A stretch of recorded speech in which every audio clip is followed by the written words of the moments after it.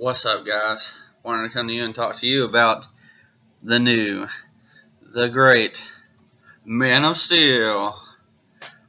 That's right. Bendis is here, and I guess he's here to stay now. So, before I dive into the issue, because, I want to get to that, I have been dreading this day for a long time. And by this day, I mean yesterday. When I went to the comic book store and saw that Man of Steel #1 was finally out, I was like, well, we've put this off so long, only put it off so much longer. So my comic book store guy, Brandon, he already had it ready for me. I was like, well, okay, guess I'm doing this. Here we go. So I had read DC Nation 0 with the most boring story I've ever read in comics, which is not true, but it's very boring. I'm exaggerating. It was very, very boring, and I had to trudge my way through it because I wanted the information, and I was just, this is not how a Superman comic book should be. This is not how any comic book should be. Anyway, so I was like, this is not boding well for Bendis. I've read some of his other things over at Marvel, and they were okay. But here we go. I said, Bendis changed my mind. And what did he do? He changed my mind. Alright, not completely. So there's some, I would rate this, because we're tilting down, and oh, it's good. So, great issue. It was a lot of fun. I feel like he really did capture the spirit of Superman as a new, more recently Superman fan than maybe some people are. So some things that I liked about it. It was fun. It was lighthearted, and I really love that he connected with people, because Superman at its core is a people person, and so I was worried, reading some of the other things that he's done, that Superman wouldn't do that, because a lot of the recent adaptations of Superman, he's very distant and cold. He doesn't really deal well with people, but Superman is a very friendly guy. Actually, him and Barry Allen and Wally West have a lot in common, the three of them, where that they're very much people, and they spend a lot of their time with people. The people that they help, they like to get to know, and so that was really obvious. Of course, in the first issue, he throws has characters, has a little kid like cursing, which I guess is true to reality. I mean, I've worked in the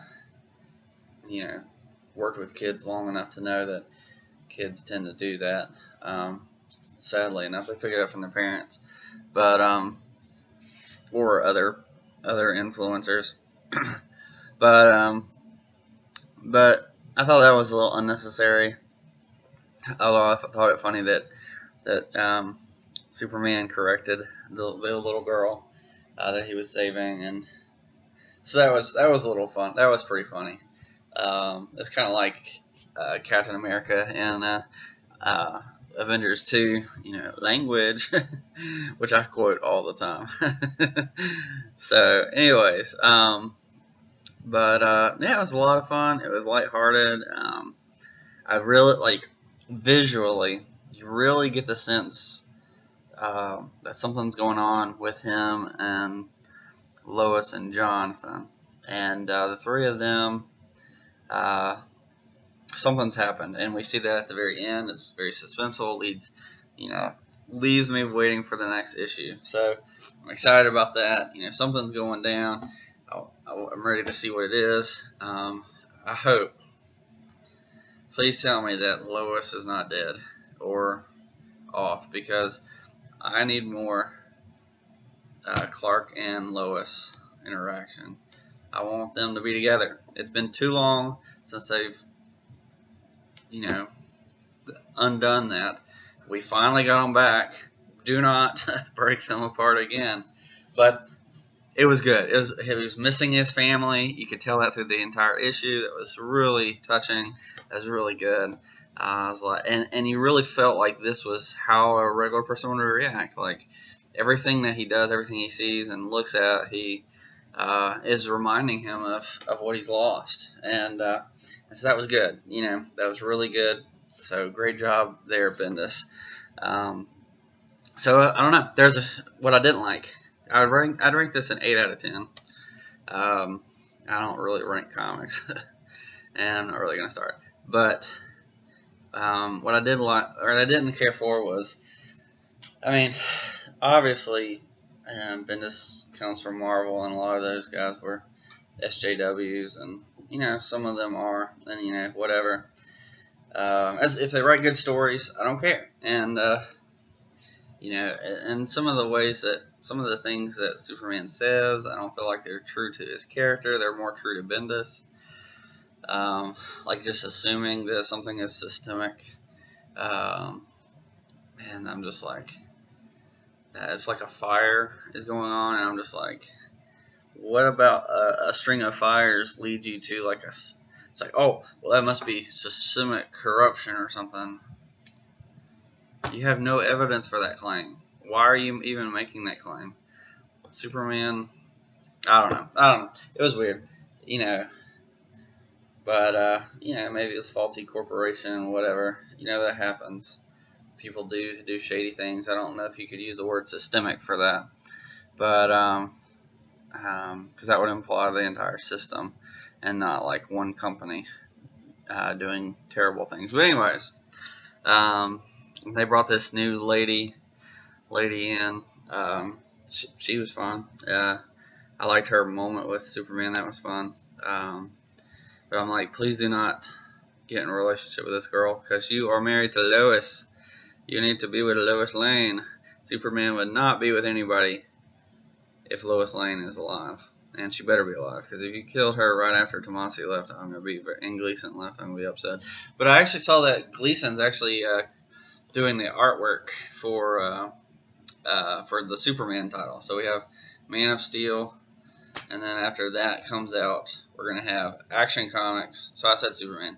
Action Comics, and we're going to have Man of Steel. So Gleason's actually on Action Comics doing the artwork, which is, I think, how he started off with Tomasi, and then became kind of co-writer, and if I'm not mistaken. So maybe there's hope for it yet, This first one was way miles better than that DC Nation thing. So if you want a good Superman story, this is a good one. It's a lot of fun. It's really funny, lighthearted, even though something serious is going on, which is great for Superman. I think my favorite scene, like he picks up this guy, they're flying in the air, and the guy's like, oh, please don't drop me, and he's like, I don't drop people, and he's like, Batman drops people. He's like, I'm not Batman. And it's funnier when he does it. I was like, that's great. He's like, Batman does it all the time. I know, but it's funny when he does it. Oh, it's so good. That was funny. Why didn't Bendis write this way in Marvel? Like, obviously he can write, Obviously he's a decent writer. I don't want to say good yet because he's one issue. But I've heard other things that he's done has been good over at Marvel. Why didn't he write this good over there? Like, I don't know. Boggles me. Like, I was just watching the guy review. I think it was Diversity in Comics was reviewing the Invincible Iron Man or something like that. One of the Iron Man 600, and it was awful. It was awful. I'm just like,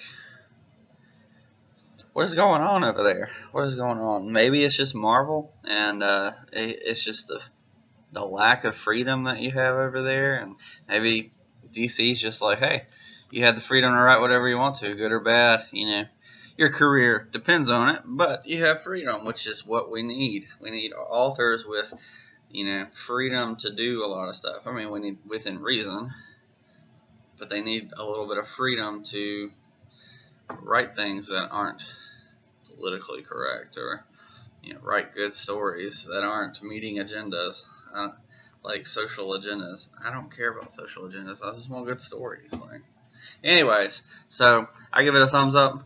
A lot of fun, really good comic. I was surprised. Color me impressed, Bendis. Keep writing this well, and I'll be happy. I'm sure we'll get to a whole bunch of social justice nonsense later, but I don't know. Things could be different. We'll see. So I'm excited about that because I've really loved Gleason and Tomasi run.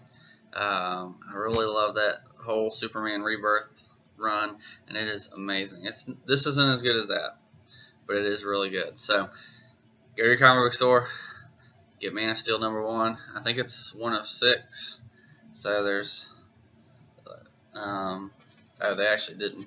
I was thinking that they actually put like the Man of Steel poster in here that they put in like every single one of these stupid comic books for like 4 months now, and we just keep saying Bendis is coming. Well, Bendis has finally arrived. Please stop telling me that. I know. It's like they can't advertise anything else. DC can't advertise any of their other comic books but Bendis. It's like the one that everybody's been dreading for a long time over at DC, as far as readers go. And well, okay, I can't speak for all readers. Some people will probably be excited about it, but a lot of the people that I've talked to are dreading it because Superman was so good.